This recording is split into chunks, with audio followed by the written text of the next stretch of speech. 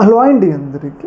నరేంద్ర మోడీ గారు భారతదేశంలో అధికారం చేపట్టకన్నా ముందు పాకిస్తాన్ ఒక రకంగా ఆర్థికంగా బలంగా ఉంది. అలాగే ఒక రకంగా అన్ని రంగాల్లో కూడా మన భారతదేశానికి పోటీ వచ్చే విధంగా ఉంది. కానీ వన్స్ నరేంద్ర మోడీ గారు భారతదేశంలో అధికారం చేపట్టిన తర్వాత పాకిస్తాన్ ఒక పేద దేశంగా మారిపోయింది. పాకిస్తాన్ ఒక బిచ్చపు దేశం. అంటే వాళ్ళకి ఐఎంఎఫ్ నుంచి కానీ వరల్డ్ బ్యాంక్ నుంచి కానీ బెయిల్అవుట్ ప్యాకేజ్ రాకపోతే వాళ్ళ దేశం ముందుకు నడిచే పరిస్థితి లేదు. అయితే మరి నరేంద్ర మోడీ గారు వచ్చిన తర్వాత ఒక్కసారిగా అంటే ఇంత సడన్గా పాకిస్తాన్ ఎలా పేద దేశంగా మారిపోయిందని చెప్పేసి మీ అందరికీ ఒక డౌట్ రావచ్చు. అయితే దానికి ప్రధాన కారణం ఏంటి అంటే నరేంద్ర మోడీ గారు చేసిన ఒక పని. ఆ పని ఏంటి అంటే 2016లో నరేంద్ర మోడీ గారు మన 500 నోట్లను 1000 రూపాయల నోట్లను డిమానిటైజేషన్ పేరుతో రద్దు చేశారనమాట.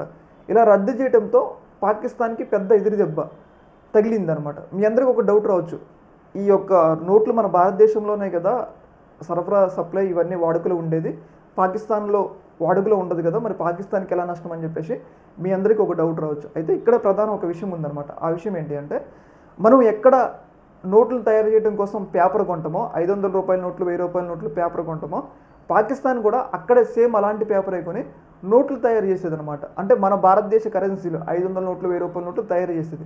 అలా తయారు చేసి మన భారతదేశంలోకి డంప్ చేసేది, అంటే బ్లాక్లో డంప్ చేసేది. దీనివల్ల ఏంటంటే వాళ్ళ ఆర్థిక వ్యవస్థ ఎంత దరిద్రంగా ఉన్నా కానీ ఈ నోట్లని మన భారతదేశంలోకి పంపించి వాళ్ళ ఆర్థిక వ్యవస్థ చాలా బలంగా మారిపోయింది. ఉగ్రవాదులకి నిధులు కూడా ఈ యొక్క 500 నోట్ల వల్లే అప్పుడు సమకూర్చేది. కానీ నరేంద్ర మోడీ గారు ఎప్పుడైతే డిమానిటైజేషన్ చేశారో వెంటనే వాళ్ళకి ఎదురు దెబ్బ తగిలింది, పెద్ద ఎదురు దెబ్బ. వాళ్ళ దేశం ఆర్థిక వ్యవస్థ క్షీణ దశ ప్రారంభమైంది.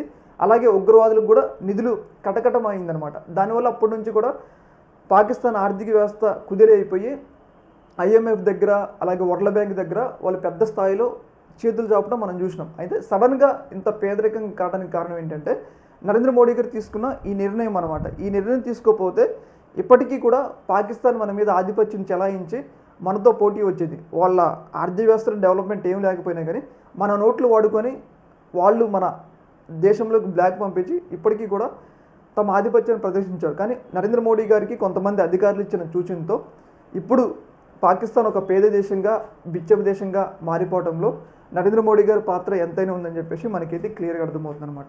ఈ యొక్క అంశంలో మీ యొక్క అభిప్రాయాన్ని కామెంట్ సెక్షన్లో తెలియజేయండి. ఓకే మరి, థ్యాంక్ యూ.